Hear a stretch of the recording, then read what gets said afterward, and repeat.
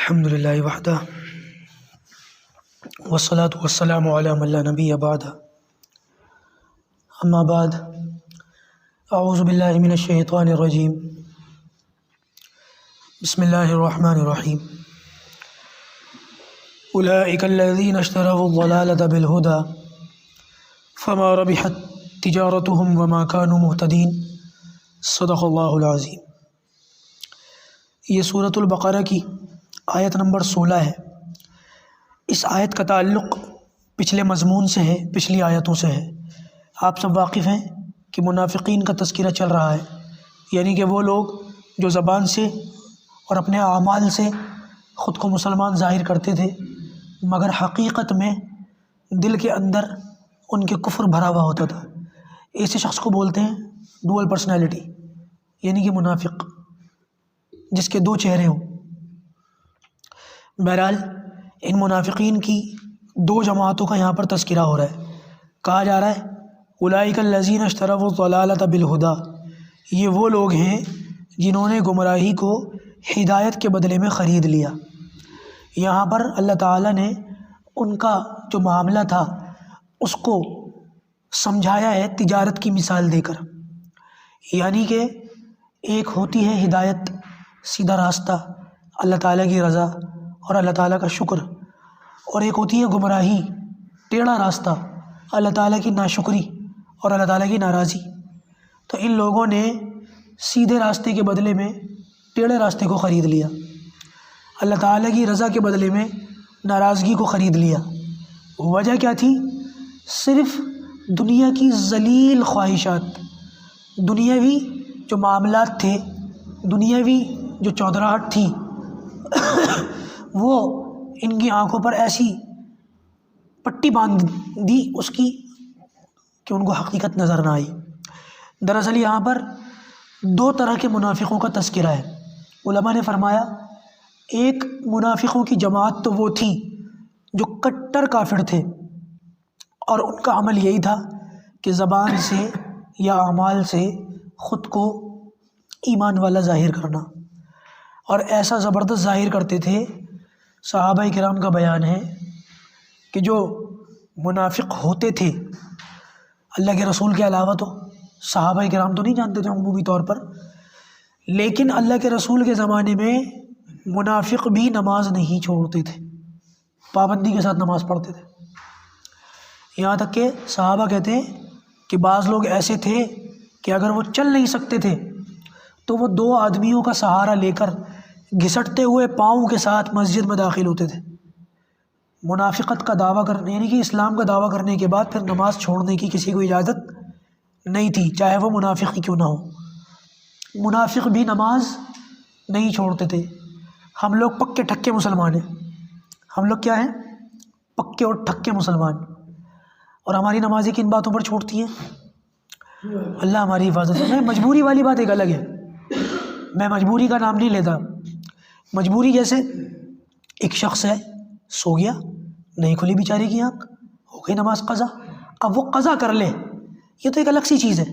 یا وقت پر آنکھ کھلی، بیچارہ ناپاک اٹھا، اب اس کو اتنا وقت نہیں ملتا کہ پاک ہو کر نماز پڑھ لے، لہذا وہ پاک ہونے کے لیے گئے، اتنی دیر میں وقت ختم ہو گیا، یہ تو بیچارے مجبور ہیں۔ اور یہ مجبوری اللہ کے رسول کے ساتھ بھی تھی، یہ مجبوری نبی اکرم صلی اللہ علیہ وسلم کے ساتھ بھی تھی۔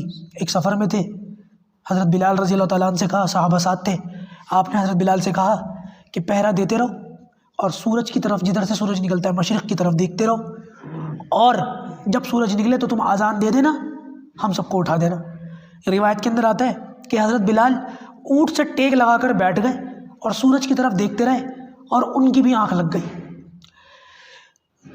سورج نکل گیا، دھوپ آ گئی، اس کا مطلب ہے نماز قضا ہو گئی۔ دھوپ آ گئی، اور کہتے ہیں کہ دھوپ نے نبی اکرم صلی اللہ علیہ وسلم کے مبارک چہرے کا بوسہ لیا۔ آپ صلی اللہ علیہ وسلم کے مبارک چہرے پر جب دھوپ پڑی ہے تو اس سے سب سے پہلے آنکھ اللہ کے رسول کی کھلی ہے۔ آپ نے سب کو جگایا، حضرت بلال نے اذان دی، سب لوگوں نے وضو یا تیمم کیا، بہرحال سفر میں تھے، تو اللہ کے رسول نے کہا یہاں سے آگے چلو، یہ جگہ شیطان کا حصہ ہے، لہذا آگے چل کر نماز پڑھو۔ تو سوتے ہوئے نماز کا قضا ہو جانا جب اللہ کے رسول کے ساتھ ہو سکتا ہے تو کسی کے ساتھ بھی ہو سکتا ہے، کوئی ترم خان نہیں ہے یہاں پر۔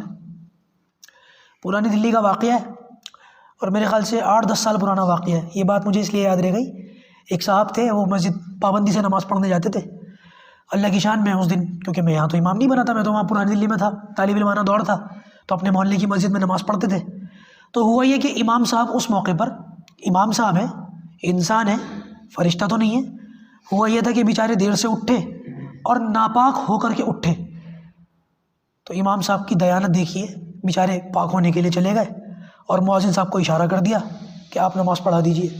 ایسے کمظرف لوگ کہ نماز سے فارغ ہو کر میں نے خود اپنے کانوں سے ان کے منہ سے یہ باتیں سنی، آج تو ملا کی وکٹ گر گئی۔ یہ ہمارا عام رویہ ہے اپنے علماء کے ساتھ، عام رویہ، یہی الفاظ تھے، خدا کی قسم یہی الفاظ تھے، آج تو ملا کی وکٹ گر گئی۔ بھائی تیری وکٹ نہیں گرتی، میں کیا سمجھوں اس بات کا مطلب؟ تو انسان نہیں ہے، یا اللہ نہ کرے کوئی غلط طریقے سے اپنی تو ضرورت پوری کرتا ہے، بشر ہیں، بشری تقاضے ہیں، سب کے ساتھ لگے ہوئے ہیں۔ اللہ ہماری حفاظت فرمائے، اپنے رویوں کو، اپنی زبانوں کو ٹولو کہ ہم بول کیا رہے ہیں۔ بہرحال منافق دو طرح کے ہوتے تھے، ایک تو وہ جو باقاعدہ اپنے عمل سے خود کو ایمان والا ظاہر کرتے تھے اور اندر سے کافر تھے، اور دوسری جماعت جن کا ذکر یہاں پر ہوا ہے وہ ہیں جو کچھ وقت کے لیے اسلام لے آئے تھے، اللہ، مسلمان ہو گئے تھے، اسلام لے آئے تھے، کلمہ پڑھ لیا تھا، لیکن پھر واپس مرتد ہو گئے۔ یہ بڑے خطرناک قسم کے منافق ہیں کہ اللہ تعالیٰ نے یہ کہا کہ انہوں نے گمراہی کو خرید لیا ہدایت کے بدلے میں۔ یہ بالکل وہی ہے جیسا اللہ تعالیٰ نے فرمایا قوم سمود کے بارے میں، وَأَمَّا ثَمُودُ فَهَدَيْنَاهُمْ فَاسْتَحَبُّوا الْعَمَىٰ عَلَى الْهُدَىٰ۔ یہی کا یہی معاملہ قوم سمود کا تھا، ہدایت کے بدلے میں گمراہی کو خریدا، ان کا بھی یہی معاملہ ہے۔ تو فرمایا کہ اولئک الذین اشتروا الضلالۃ بالہدیٰ، یہ وہ لوگ ہیں جنہوں نے گمراہی کو ہدایت کے بدلے میں خرید لیا۔ فما ربحت تجارتہم، تو نہ تو ان کی تجارت نے ان کو فائدہ پہنچایا، وما کانوا مہتدین، اور نہ یہ ہدایت والے ہوئے۔ کچھ وقت کے لیے کلمہ پڑھ لیا تھا، ایمان کا ذائقہ بھی چکھ لیا اور کفر کی زندگی بھی گزار لی، دونوں چیزوں کو اپنے سامنے رکھ لیا، جانچ لیا، پرکھ لیا، اس کے باوجود ہدایت کو چھوڑ دیا۔ کس قدر محروم لوگ ہیں، کس قدر محروم۔ اللہ تعالیٰ دنیا اور آخرت کی محرومیت سے ہم سب لوگوں کی حفاظت فرمائے، اور پروردگار اپنے علماء کی قدر کرنے کی ہمیں توفیق عطا فرمائے۔